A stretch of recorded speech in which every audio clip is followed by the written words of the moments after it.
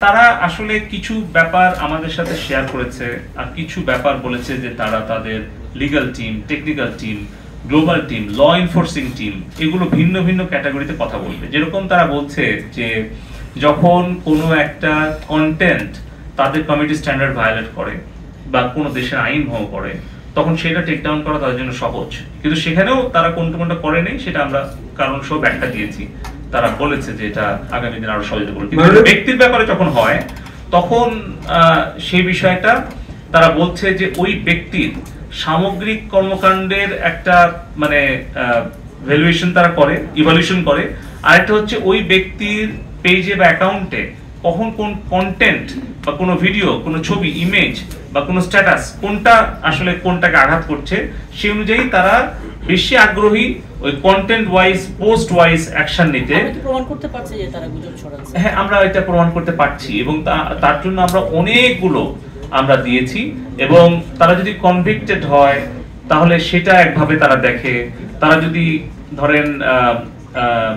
ধরেন যে তাদের একটা কন্টেন্ট একটা দেশের বিরুদ্ধে গেল, একটা কন্টেন্ট আরেকটা ব্যক্তির বিরুদ্ধে গেল, একটা কন্টেন্ট হয়তো ওদের কমিউনিটি স্ট্যান্ডার্ড ভায়োলেট করলো, কিন্তু আরেকটা কন্টেন্ট হয়তো তারা বুস্ট করে তাদের বিজনেস প্ল্যাটফর্ম হিসেবে নিচ্ছে। সো এইভাবে কিন্তু তারা কিছু কিছু কৌশল নিয়েছে এই দেশ বিরোধী চক্রান্তকারীরা, সেটাও আজকে আমাদেরকে তারা ব্যাখ্যা দিয়েছে। তারা তাদের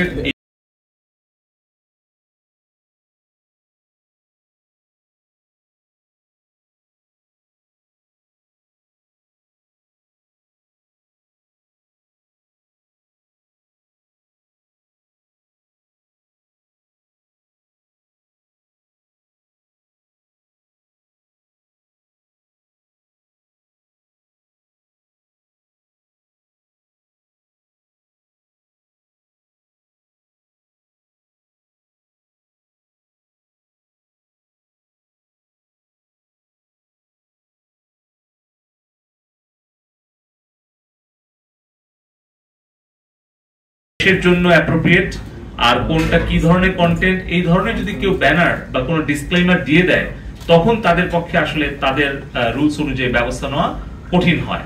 তারপরেও তারা বিস্তারিত ব্যাখ্যা দিয়েছে যে কোন কোন জায়গাতে তারা আমাদের সহযোগিতা করতে পারলো আর কোন কোন কন্টেন্ট টেকডাউনের জন্য করতে পারলো না। সেই বিষয়ে ভবিষ্যতে তারা আরো ক্লোজলি কাজ করবে এবং তারা আগামী দিনে সরাসরি আরেকটা বৈঠকের সময় চেয়েছে।